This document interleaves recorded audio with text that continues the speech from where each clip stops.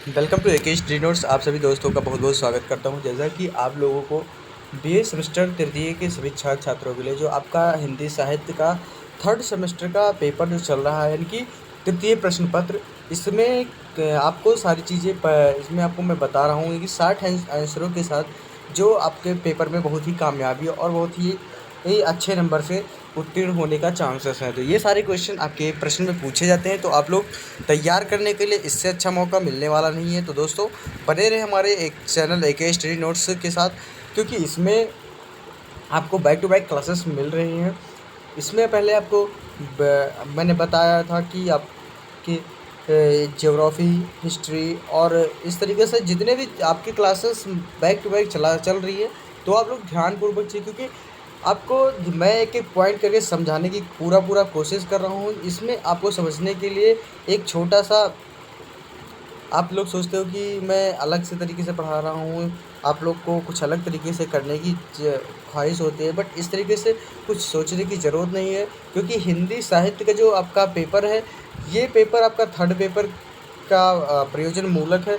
तो इससे आप घबराइए नहीं, क्योंकि फर्स्ट सेकंड थर्ड में कोई दिक्कत नहीं है। फर्स्ट सेकंड धीरे धीरे आप लोग तैयारी करेंगे तो कोई दिक्कत नहीं है, कहीं ना कहीं से आपको मिलता रहता है। तो ये सारी चीज़ें आप लोग ज़रूर देखते रहिए। और मैं फर्स्ट सेकंड की पूरी कोशिश कर रहा हूँ कि आपको क्लास देने का पूरा सारा चीज़ क्लियर करने के लिए मैं पूरा मंगवाने की कोशिश कर रहा हूँ। तो आप लोग घबराइए नहीं और बने रहिए हमारे चैनल के साथ। चलिए लेके चलते हैं आपको आपके क्लास की तरफ। तो ये कुछ इस तरीके से आपका क्लास है। इसमें आपका पूछा गया है कि पल्लवन की परिभाषा दीजिए। पल्लवन की परिभाषा है क्या? उत्तर है आपका, पल्लवन का अर्थ होता है विस्तार करना। डॉक्टर द्वारिका प्रसाद सक्सेना के द्वारा सूत्र रूप में या संक्षेप में व्यक्त भाव या विचार के विस्तार को पल्लवन कहते हैं। डॉक्टर कैलाश चंद्र भाटिया एवं सुमन सिंह के शब्दों में किसी सूक्ति, भावपूर्ण वाक्यांश या वाक्य लोकों की कथन आदि में विविध भावों को विस्तार देकर लिखना विस्तारण या भाव विस्तारण है।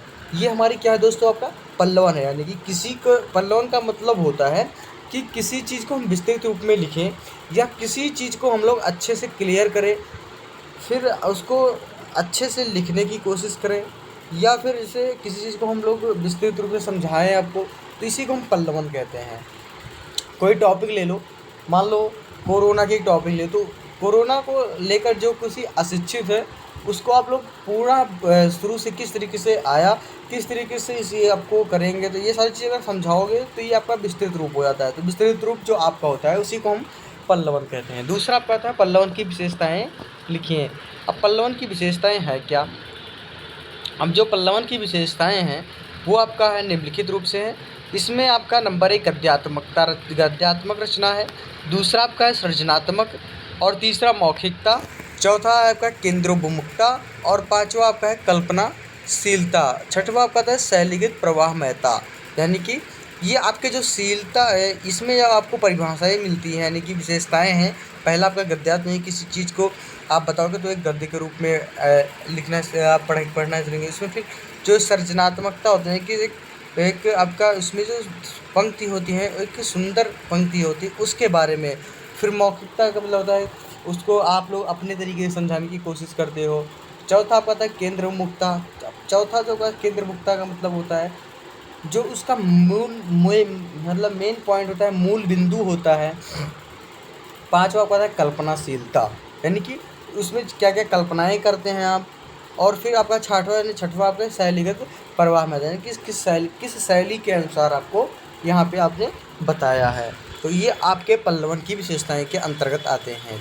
तीसरा क्वेश्चन आपका आता है टिप्पणी और टिप्पण में अंतर बताइए। उत्तर में आपका आएगा टिप्पण का नाम लेते हैं, टिप्पणी का स्मरण हो आना स्वाभाविक ही है। लोग भ्रमवश टिप्पणी और टिप्पण को एक ही मान लेते हैं, जबकि इन दोनों में पर्याप्त अंतर है। टिप्पणी यह अभियुक्ति है जो किसी भी विचाराधीन पत्र के निस्तारण के लिए लिखी जाती है, और टिप्पण का प्रयोग टिप्पणी लिखने की प्रक्रिया के लिए होता है। अर्थात टिप्पण लिखने की कला यह प्रक्रिया का नाम है। डॉक्टर ईश्वर प्रसाद सील यानी कि डॉक्टर ईश्वर दत्त सील के अनुसार जिस प्रकार संक्षेप करने की कला संक्षेपण विस्तारण करने की कला विस्तारण कहलाती है, उसी प्रकार टिप्पणी लेखन की कला टिप्पण, इसे यूँ भी कहा जा सकता है कि टिप्पण प्रक्रिया टिप्पणी उसका प्रतिफलित रूप हो। यानी कि अस्तु टिप्पणी एक परिभाषिक शब्द है जिसका प्रयोग क्षेत्र विशेष में होता है। चौथा आपका आता है प्रश्न नंबर चौथा आपका संक्षेपण की परिभाषा देते हुए उसकी प्रमुख चार विशेषताएं लिखिए। उत्तर है आपका संक्षेपण की परिभाषा। डॉक्टर महेंद्र चतुर्वेदी के शब्दों में संक्षेपण किसी अवतरण अथवा किसी परपत्र अथवा किसी एक विषय पर लिखे गए अनेक परपत्रों या पत्रों आदि के सार तत्व अथवा मूल विषय को कम से कम शब्दों में प्रस्तुत करने की कला ही उसी को हम संक्षेपण कहते हैं। यानी कम समय पे हम कोई चीज़ लिखेंगे, कम चीज़ें लिखेंगे, समझ में ज़्यादा आए, उसे हम कहते हैं संक्षेपण। उसकी चार प्रमुख विशेषताएं हैं। कौन सा? पहले तो आपका आता है उसमें मूल का सार, यानी कि आपको मूल का सार मिलेगा, क्रमबद्धता से लिखते हैं, संक्षिप्तता में आएगी और स्पष्टता भी आपको उसमें क्लियरिटी रहेगी। फिर आपका आता है प्रश्न नंबर 5 यानी पत्र लेखन की विशेषताएं लिखें। यानी कि पत्र लेखन जब आप करते हैं तो उसकी क्या विशेषताएं होती हैं, किस तरीके से आप लिखते हैं, तो ये विशेषताएं आपको आनी चाहिए। आपका आता है पत्र लेखन की निम्नलिखित विशेषताएं हैं। पहले तो स्पष्टता आता है, यानी कि आप लोग स्पष्टता में लिखते हैं।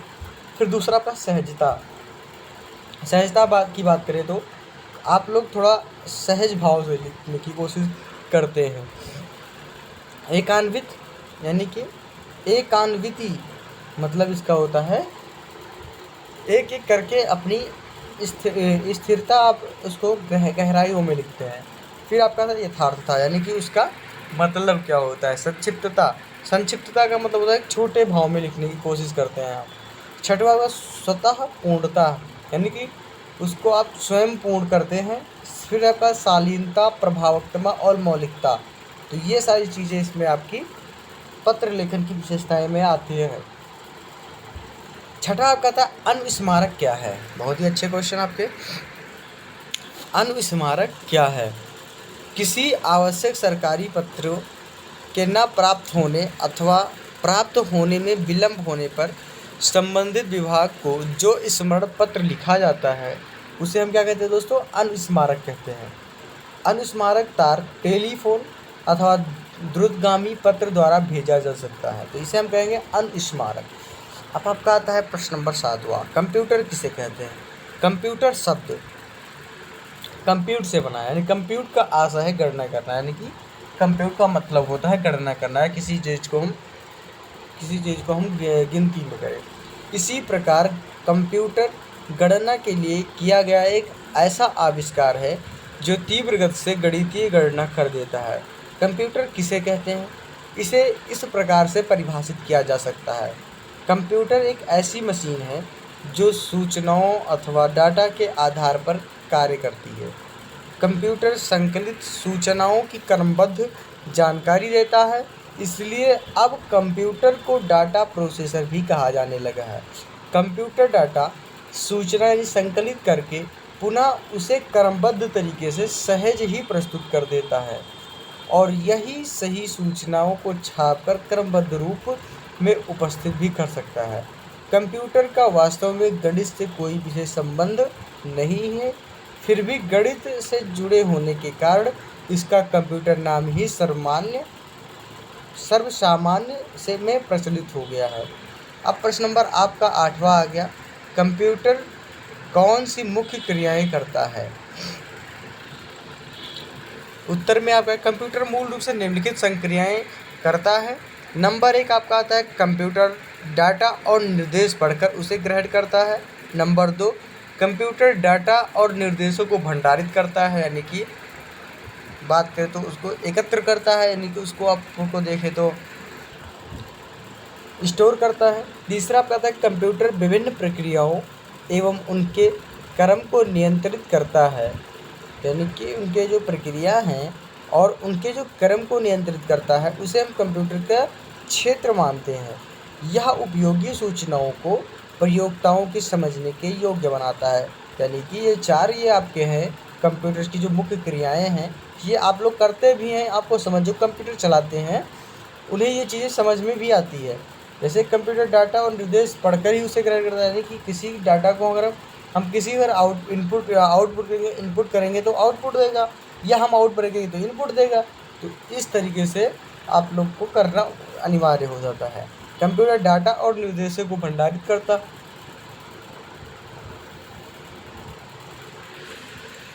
अब नेक्स्ट क्वेश्चन आपका आता है नौवां क्वेश्चन में आपका आता है भाषा कंप्यूटिंग में वर्ड प्रोसेसिंग एवं डाटा प्रोसेसिंग के अंतर्गत किए जाने वाले कार्यों को विश्लेषण कीजिए। यानी कि जो भाषा कंप्यूटिंग में जो वर्ड प्रोसेसिंग और डाटा प्रोसेसिंग होता है उसके बारे में यहाँ पे आपको तैयार करना है। वर्ड प्रोसेसिंग की सहायता से पत्र या रिपोर्ट तैयार कर सकते हैं, उनके शब्दों को बदल सकते हैं, उनके शब्दों, अक्षरों आदि को गिन सकते हैं और वर्तनी शुद्ध कर सकते हैं। वर्ड प्रोसेसिंग प्रोग्राम के माध्यम से विभिन्न प्रकार के फॉन्ट को बदल सकते हैं, इन्हें इटैलिक, बोल्ड एवं अंडरलाइन कर सकते हैं। वर्ड प्रोसेसिंग पत्र लेखन, पत्रों की सूची बनाने, प्रति आवेदन तैयार करने आदि में अत्यंत उपयोगी है। तो इसे हम कहते हैं वर्ड प्रोसेसिंग। इसे हम क्या कहेंगे दोस्तों? Word processing. अब आपका आता है डाटा से सूचना निकालने के लिए हमें बहुत सी क्रियाएं करनी पड़ती है। उन सब क्रियाओं को हम कहते हैं डाटा प्रोसेसिंग कहते हैं। डाटा प्रोसेसिंग हम कागज़ कलम लेकर हाथ से भी कर सकते हैं, परंतु आजकल यह काम कंप्यूटर की सहायता से करते हैं। प्रश्न नंबर 10 आपका आता है प्रयोजन मूलक यानी कि भाषा किसे कहते हैं? भाषा को लोग पढ़ते, लिखते और समझते हैं, लेकिन जब किसी प्रयोजन विशेष के लिए किसी भाषा का प्रयोग किया जाता है तो भाषा के इस प्रायोगिक रूप को प्रयोजन मूलक भाषा कहते हैं। यानी कि इसको क्या कहते हैं हम? प्रयोजन भाषा मूलक होते हैं। किसी भाषा, जैसे हम कहीं भाषा मान लो किसी दूसरे देश में गए, वहाँ की भाषा इंग्लिश है, तो उसी भाषा को हम प्रायोगिक रूप में प्रयोग करते हैं तो उसे हम प्रयोजन मूलक भाषा कहते हैं।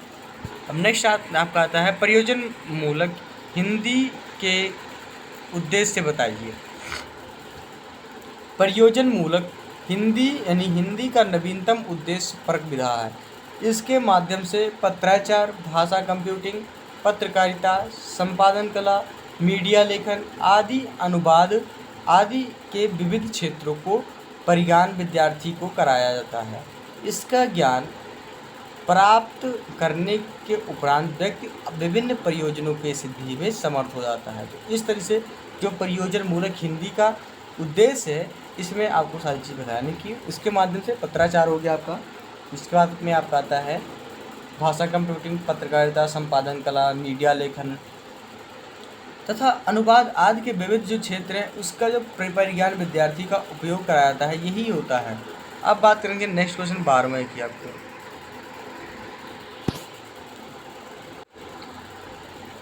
और अब बात करेंगे नेक्स्ट क्वेश्चन 12वें की, सामाजिक पत्र किसे कहते हैं? गैर सरकारी पत्र व्यवहार को सामाजिक पत्राचार कहते हैं।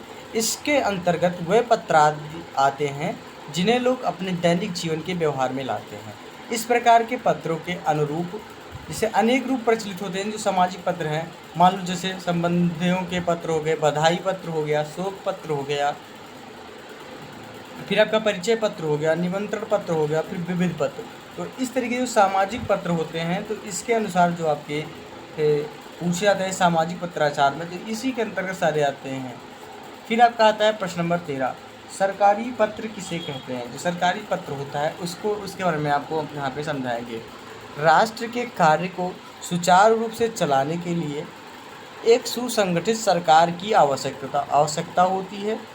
यह सरकार कार्य संचालन की सुविधा के लिए अनेक कार्यालय खोलती है। यह कार्यालय देश के कोने कोने में एक छोर से दूसरे छोर तक फैले होते हैं। इन सब का आपसी संबंध पत्रों द्वारा स्थापित होता है।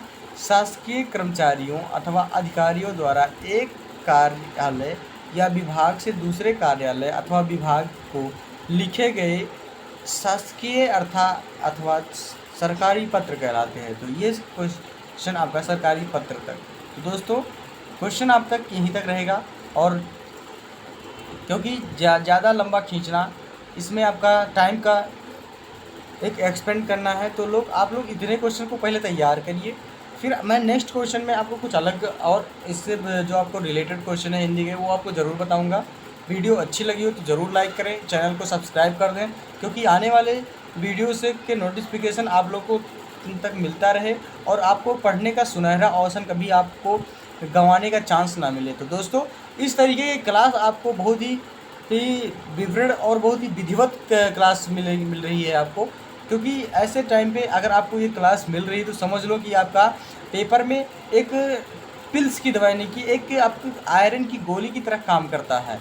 तो दोस्तों ऐसे में आप लोग अपने आप को कभी भी हरासपन महसूस मत करिए और अच्छे से आप लोग क्लास को लीजिए। तो दोस्तों इसी के साथ मैं अगली वीडियो के साथ ज़रूर उपस्थित होऊंगा। वीडियो को ज़रूर लाइक करें और चैनल को सब्सक्राइब कर दें। अगर वीडियो का PDF चाहिए तो आप लोग PDF का वीडियो के डिस्क्रिप्शन बॉक्स में आपको टेलीग्राम चैनल का लिंक दिया गया है, वहाँ से आप लोग जुड़कर हमारे टेलीग्राम से आप लोग PDF प्राप्त कर सकते हैं। तो दोस्तों मैं अगली वीडियो के साथ ज़रूर उपस्थित हूँगा। धन्यवाद दोस्तों।